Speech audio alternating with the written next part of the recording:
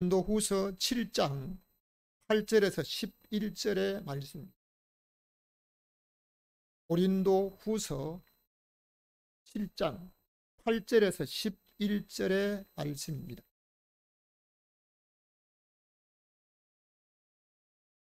우리 다 함께 8절부터 11절 말씀까지 함께 합독하겠습니다. 그러므로 내가 편지로 너희를 근심하게 한 것을 후회하였으나 지금은 후회하지 아니함은 그 편지가 너희로 잠시나마 근심하게 한 줄 알미라. 내가 지금 기뻐함은 너희로 근심하게 한 까닭이 아니요 도리어 너희가 근심함으로 회개함에 이르게 한 까닭이라.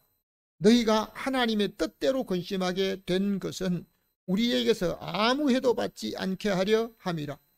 하나님의 뜻대로 하는 근심은 후회할 것이 없는 구원에 이르게 하는 회개를 이루는 것이요 세상 근심은 사망을 이루는 것이니라.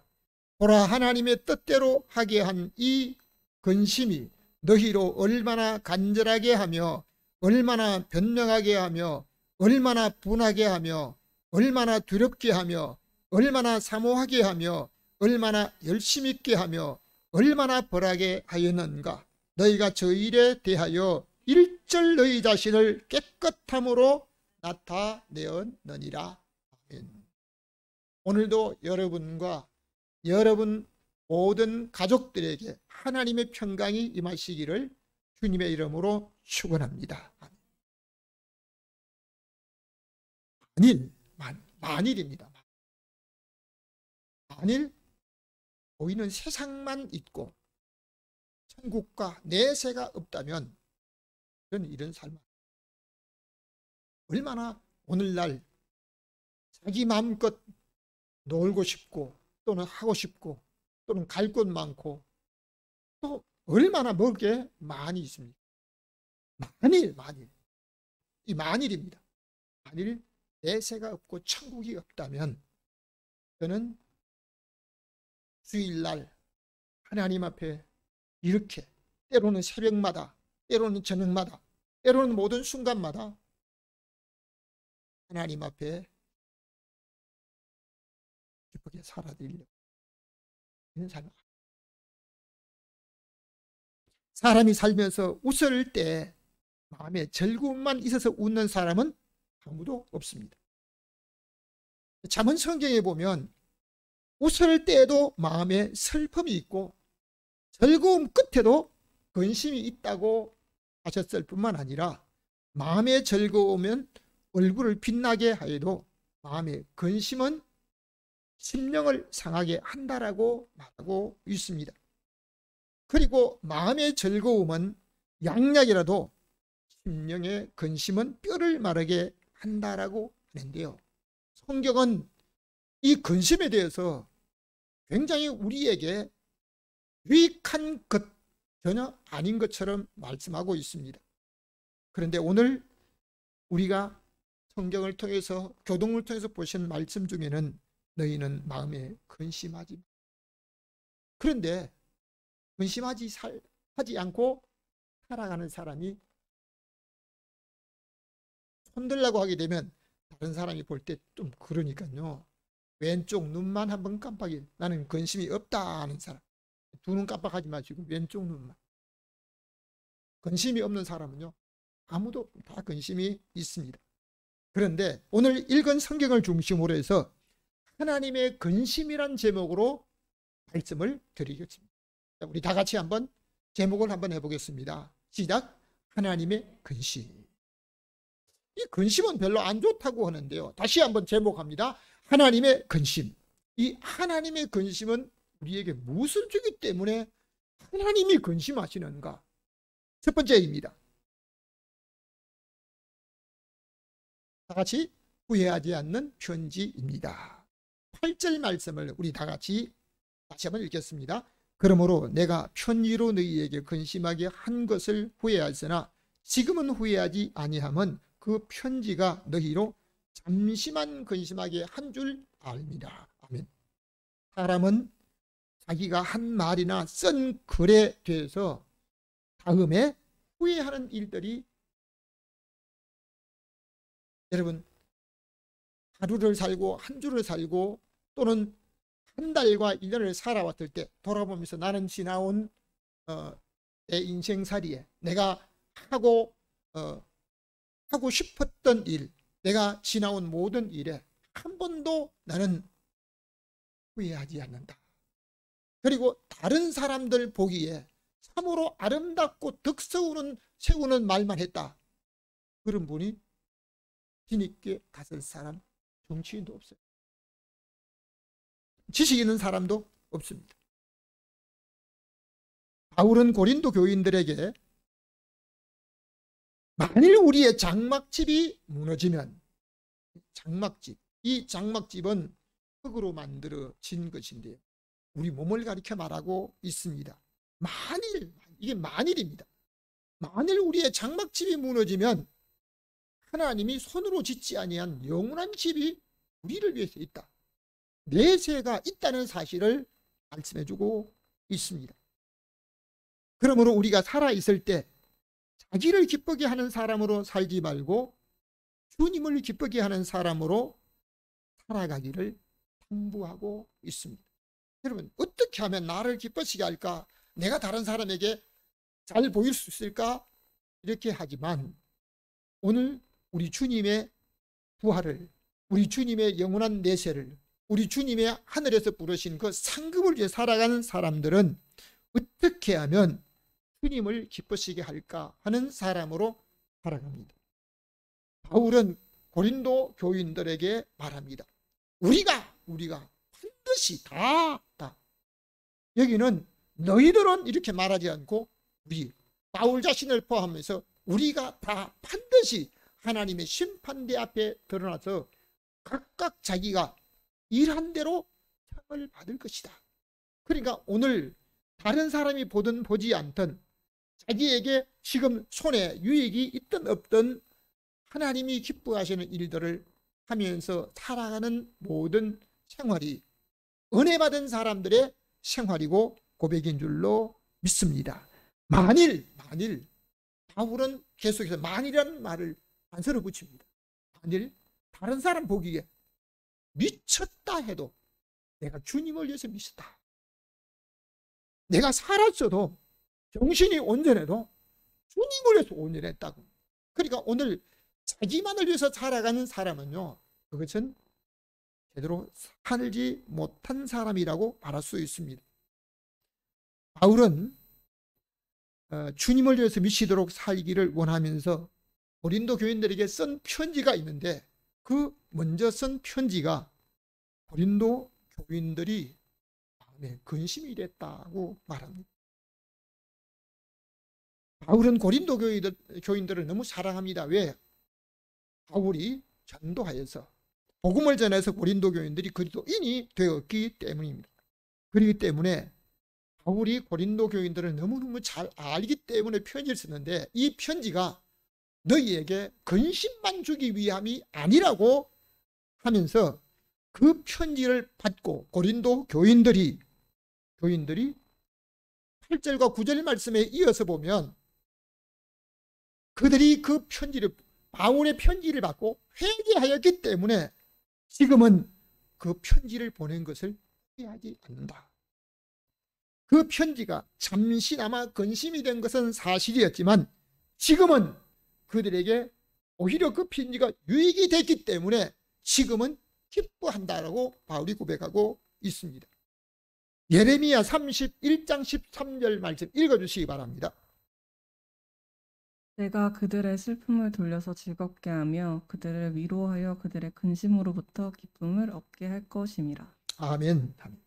사람이 하나님 앞에 잘못하여 돌이킬 수 없는 절망과 슬픔이 있다면 그 슬픔을 기쁨으로 돌릴 수 있는 능력 사람에게 없습니다. 자신에게도 없고 사람에게 없습니다. 이스라엘 백성들은 전적으로 하나님의 은혜를 입고 가나안 땅에 살 수 있었습니다. 여러분, 세계 역사, 이스라엘의 역사를 조금이라도 참고하면 이스라엘 백성들은 하나님의 은혜를 절대적으로 입었다는 것입니다.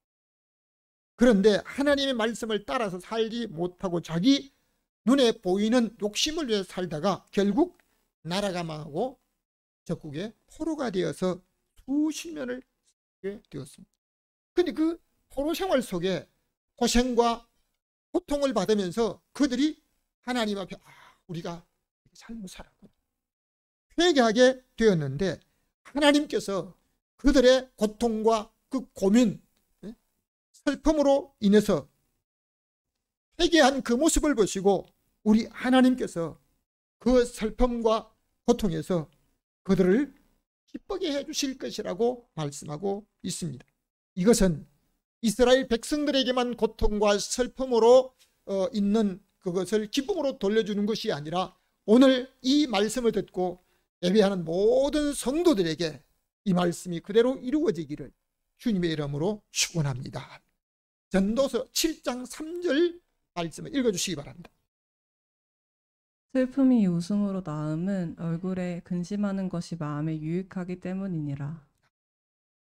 슬픔이 웃음보다 나음은 얼굴에 근심하는 것이 마음에 좋게 함이라고 말하고 있는 게, 사람이 웃는 얼굴과 웃는 모습에 삶을 살아갈 때 몸에 즐겁다라고 하는 말은 오래전부터 전해오고 있습니다. 그런데 사실 웃고 즐거워하는 것이요, 자기 몸에 자기에게 좋다고 하지만 그렇게 안 되는 것이 사람의 생활이. 걱정과 근심, 오늘 성경에 항상 기뻐하라, 쉬지 말고 기도하라, 범사에다, 물론 그 말씀은 그래야 하지만요, 그렇게 안 돼요. 기뻐하려고 해도 이게 안 되는 거예요. 저 같은 경우에는 그러잖아요. 다른 사람을 사랑한다, 이게 몸에서 안 배워지고 내가 그런 말을 못 듣고 그런 교육을 못 받아 놓으니까요, 이게 당연히 해야 되는 소리인데도요, 잘 안 돼요. 아내가 늘 한 번씩 그럽니다. 아유, 참 장가를 참 잘 갔다, 아내를 잘 만났다, 그렇게 말하라 한대요. 이 입이 잘 안 돼요. 저만 안 됩니까? 다른 사람들도 안 된 사람 많아요. 아마 여러분도 안 된 사람 많을 거예요. 웃고 즐거워할 때만 몸에 좋은 반응이 일어나는 것은 사실이지만, 때로는 너무 슬프고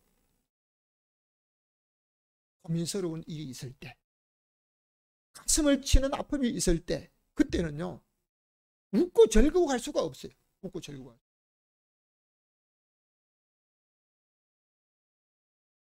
저희 숙모님 같은 경우에 아들 셋이 있는데요, 이 사촌 3명 중에서 둘째가 그 어머니한테, 숙모님에게 제일 잘해요. 제일 잘하는데 이 제일 잘하는 아들이 바다에 나갔다가 사고를 당해서 울릉도 그 독도 앞바다 동해상에서 그만 사고를 당해서 아직도 돌아오지 못하고 있는, 시체도 찾지 못한, 그러니까 이게 막 어떻게 못해가지고 웃음, 신앙생활을 해도 이거 웃음이 제대로 기쁨 못하는 거예요. 그냥 그럼 어떻게 해요? 우는 거예요. 슬픔과 고통이 있을 때는 실컷 울기만 해도, 하나님 앞에 부르짖고 그냥 통곡만 해도 마음이 후련한 일들이 임상 실험에서 나타난 증거이기도 합니다. 전무후무한 지혜로운 사람으로 살았던 솔로몬의 고백에 슬픔이 웃음보다 나음은 얼굴에 근심하는 것이 마음에 유익하게, 마음을 좋게 한다라고 말씀하고 있습니다. 두 번째입니다.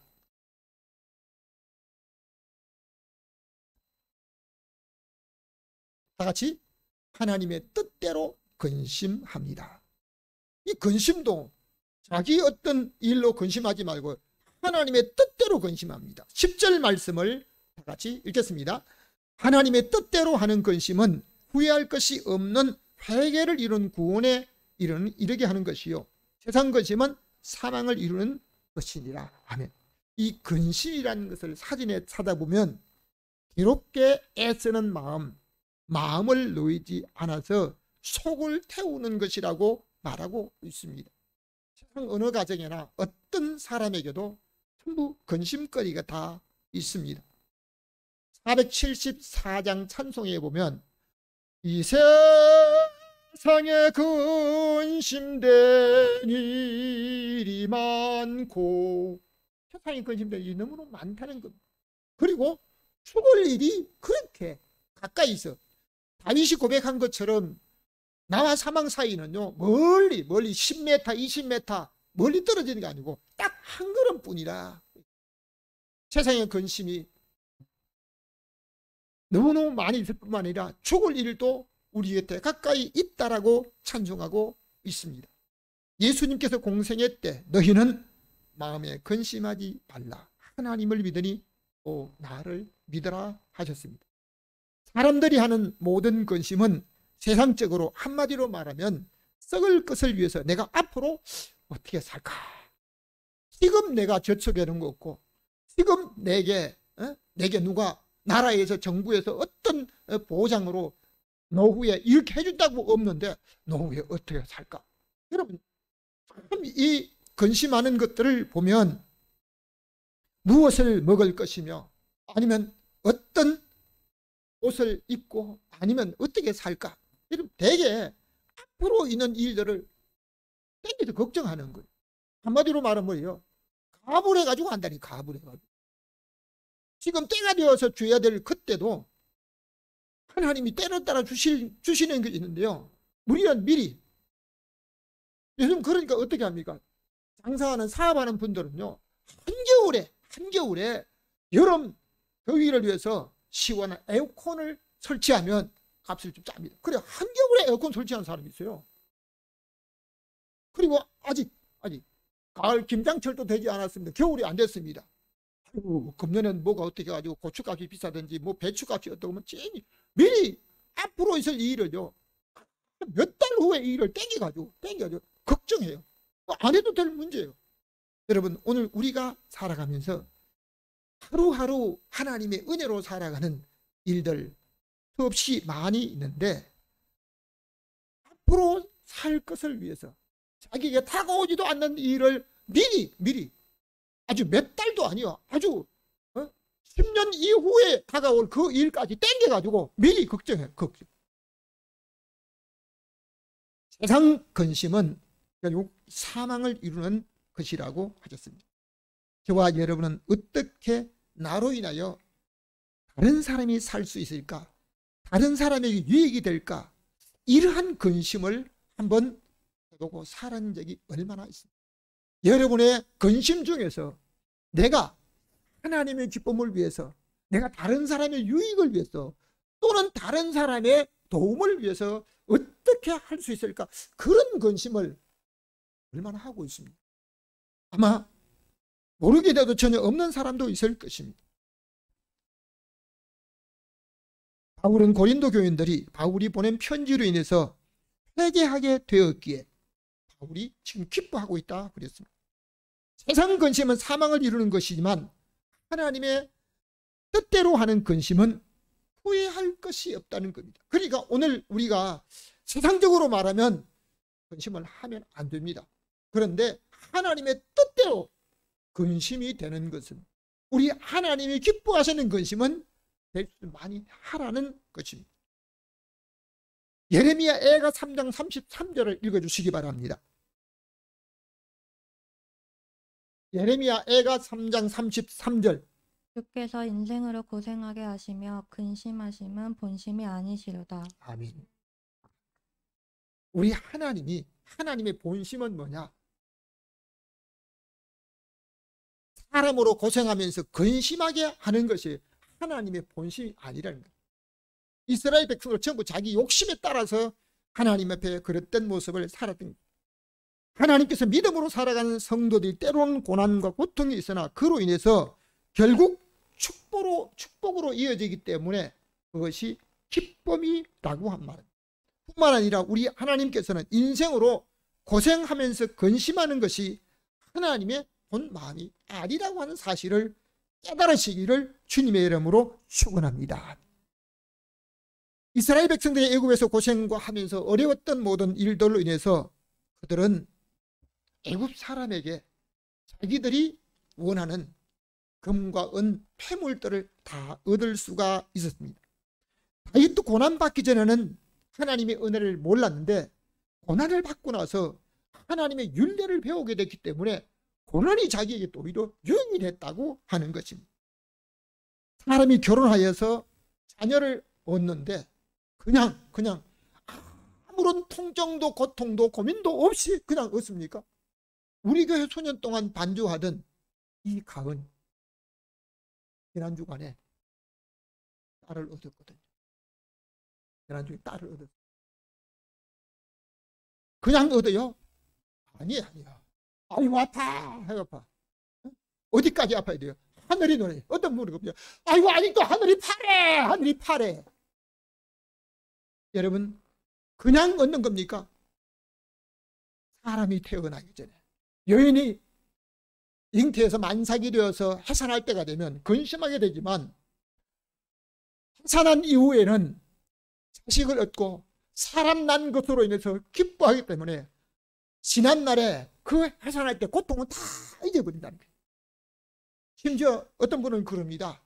아이고 얘는 다시는 안 난다고. 그런데 다시는 안 낳는 사람이요, 애들이 그냥 달마다 하나씩 놓는 것 같아요. 그냥 나나요.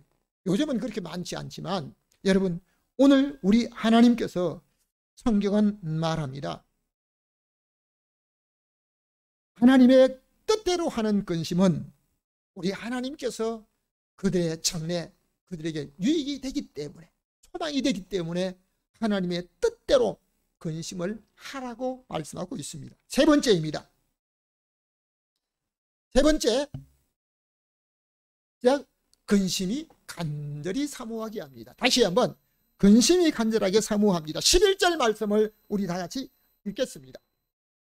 보라, 하나님의 뜻대로 하기 된 이 근심이 너희를 얼마나 간절하게 하며 얼마나 두렵게 하며 얼마나 사모하게 하였는. 너희가 저 일에 대하여 일체 너희 자신을 깨끗함으로 나타내었느니라 하면, 세상 근심은 전부 자기를 위한 근심이었다면 하나님의 근심은 간절함을 주시고 이어서 사모하게 한다는 것은 바울이 고린도 교인들에게 말씀하고 있습니다. 바울이 간절한 고백의 편지에 하나님의 뜻대로 하는 이 근심이 얼마나 너희를 간절하게, 다시 말하면 너희에게 은혜를 사모하게 간절히 사모하게 했다는 것입니다.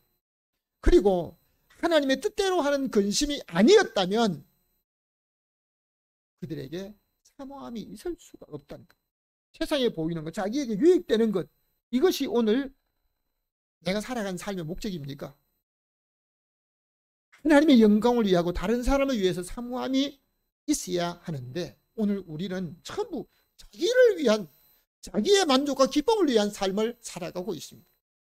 구약 성경에 느헤미야라고 하는 사람, 포로가 되어서 그냥 포로 생활에 고통받고 어려운 생활을 하는 게 아니고 왕궁에서 왕의 음식을 직접 주관하는 사람으로 살았습니다. 그러니까 개인적으로 아무런 어려움이 없는 거예요. 포로가 되었어. 어디에 가서 살아도 육체적으로 아무런 어려움이 없고 경제적인 여유를 갖고 평안한 삶을 살게 되면 만족한 거예요. 그런데 느헤미야는 자기 개인적으로 볼 때는 만족하고 평안하지만 예루살렘, 고국에 예루살렘의 성문이 파괴되고 성이 불타고 이 예루살렘 고국에 어려움이 있다는 걸 알고 근심합니다. 심지어 금식도 하고 얼굴이 수척하게 되었습니다. 그러니까 느헤미야를 보던 왕이, 야, 너 병이 없는데 어떻게 해서 얼굴이 그러냐, 고민이 있으면 말을 해라.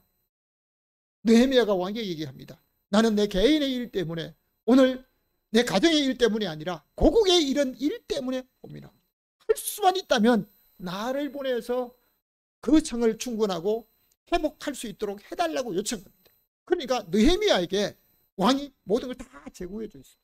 그뿐만 아니라 에스라는 우리 하나님의 뜻대로 하나님의 영광을 위해서 이스라엘 백성들을 위해서 근심하다가 왕에게 요청하는 것을 다 받을 수 있었던 사람이 바로 에스라였던 것을 믿으시기 바랍니다. 시편 55편 17절 말씀을 읽어주시기 바랍니다. 저녁과 아침과 정오에 내가 근심하여 탄식하리니 여호와께서 내 소리를 들으시리로다. 아멘, 아멘. 욥은 고난 중에 하나님 만나기를 원했습니다. 그가 왼편에 일하시니 내가 만날 수 없고, 그가 오른편으로 돌이키시니 내가 배울 수가 없다. 그러니까 왼편으로 가서도 만나지 못하고 오른편에 가서도 하나님을 만날 수 없다라고 고백합니다. 그런데 다윗은 하루에 저녁과 정오와 아침에 3번씩 근심하면서 탄식을 하는데, 근심과 탄식으로 인해서 하나님께서 내 소리를 들으셨다는 거죠. 다윗은 또 고백합니다. 하나님께서 내 소리를 기뻐하시기 때문에 내가 하나님을 찬송하고 내가 평생에 하나님 앞에 기도하겠다고 하는 겁니다. 누가 들으시기 때문에? 하나님이 내 소리를 들으시고 하나님이 나를 찬송하는 소리를 기뻐하시기 때문에 오늘 다윗의 고백이 다윗만이 아니고 저와 여러분의 고백이 되시기를 주님의 이름으로 축원합니다. 무엇 때문에 하나님이 다윗의 소리를 들었습니까? 다윗이 자기의 근심으로 인해서 저녁과 아침과 정오에 하루에 3번씩 근심하면서 하나님 앞에 부르짖었더니 우리 하나님께서 다윗의 소리를 들으셨는데, 오늘도 믿음으로 하나님 앞에 고민하면서 근심 중에 오늘도 하나님과 다른 사람을 위해서, 오늘도 다른 영혼을 위해서 기도하고 근심하게 될 때 우리 하나님께서 근심 중에 부르짖는 소리에 하나님의 응답을 받으실 줄로 믿으시기를 바랍니다. 시편 107편 6절과 13절, 9절, 28절의 동일한 말씀인데요. 한번 읽어주시기 바랍니다. 이에 저희가 그 근심 중에 여호와께 부르짖음에 그 고통에서 건지시고 구원하시고 인도하여 내시고. 아멘.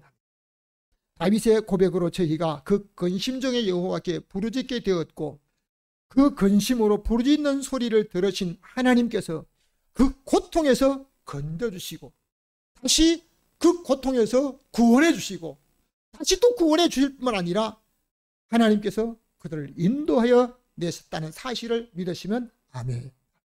결론적으로 말씀드리겠습니다. 마지막 결론입니다.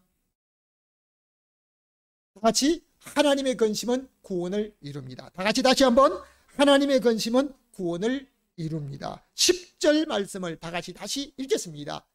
하나님의 뜻대로 하는 근심은 후회할 것이 없는 회개를 이루는 구원에 이르게 하는 것이요 세상 근심은 사망을 이루는 것이니라. 아멘. 바울이 고린도 교회에 편지를 보낼 때 그 편지로 인하여 근심하게 되었습니다.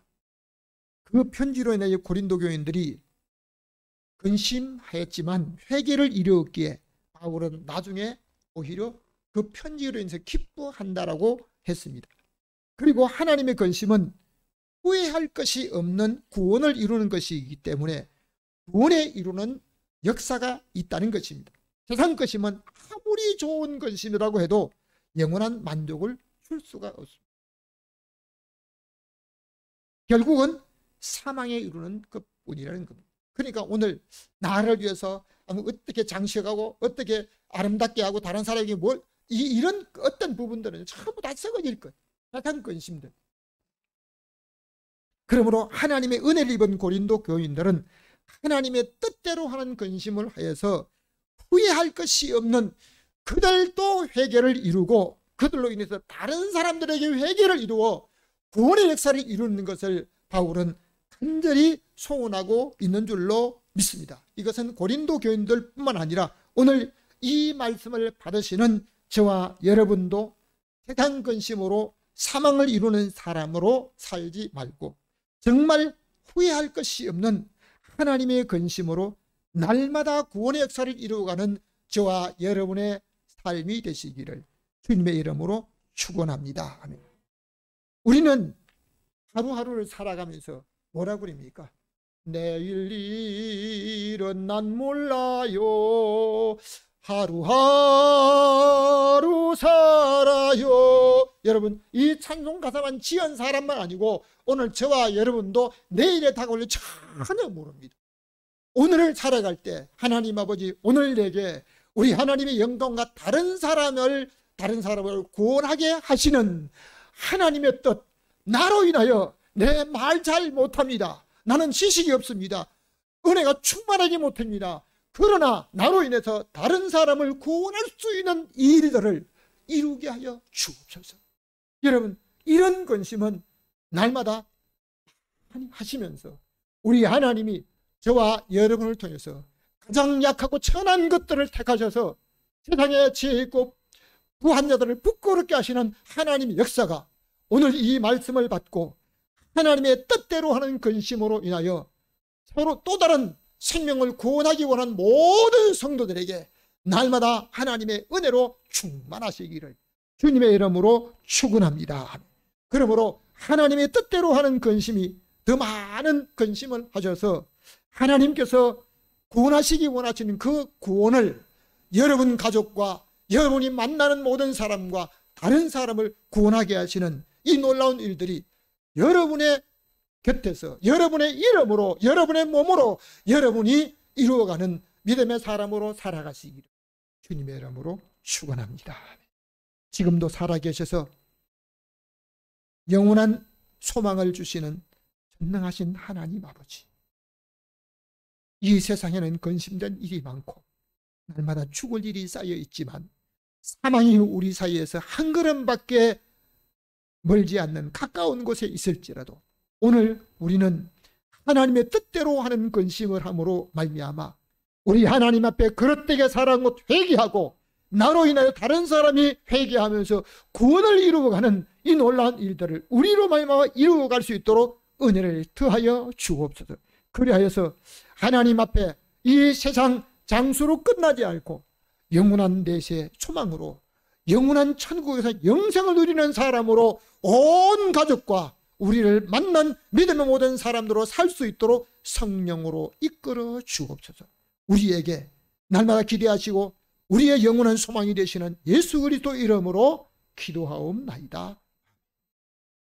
지금은 교회 머리 되신 우리 주 예수 그리스도의 은혜와 하나님 아버지의 사랑하심과 성령님의 감화감동 교통하심의 역사가 오늘 하나님의 근심을 함으로 인하여 회개를 이루고 구원의 역사가 날마다 믿음으로 사는 모든 성도들로 인하여 이루어지는 아름다운 형통의 사람, 축복의 사람, 내세 영생을 누리는 사람으로 살기 원하는 모든 성도들 머리 위에 가정 위에 이제로부터 영원히 함께 있을지어다. 376장 찬송하며 드린 예물 봉헌합니다.